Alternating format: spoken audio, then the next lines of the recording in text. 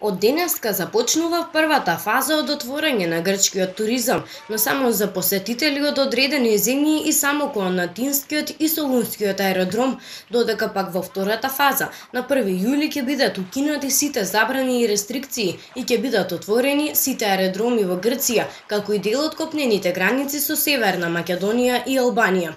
Паралелно, освен делумното отворање на туризмот, денеска во Грција има и дополнително укинување на рестриктивните мерки и забраните за работа, па така одново почнуваат со работа сезонските туристички објекти, музеите, фитнес центрите и спа центрите.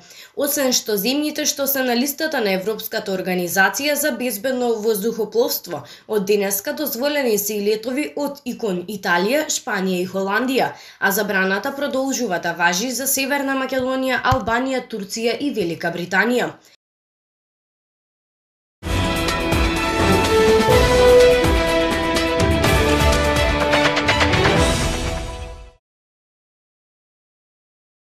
Во Словенија од денеска под строги правила и превентивни мерки се отворени сите плажи долж крајбрежјето. Националниот институт објави дека поради спречување на ширењето на коронавирусот на плажите растојанието меѓу луѓе не смее да биде помало од 1,5 метри, додека пак во вода тоа мора да биде 2 метра.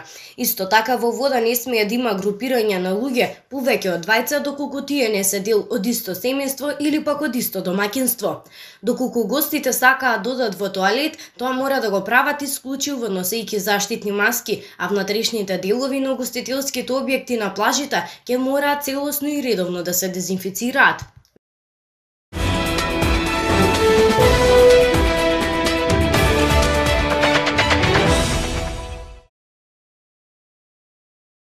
Исланд како популарна туристичка дестинација планира на сите странски туристи да им понуди бесплатно тестирање на коронавирусот во текот на последните 2 недели во јуни.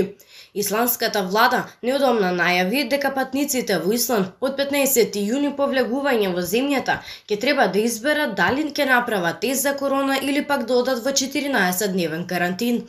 Во меѓувреме, властите објавија дека тестот ќе биде бесплатен во наредните 2 недели, па што се плаќа $113. Децата нема да мора да бидат тестирани.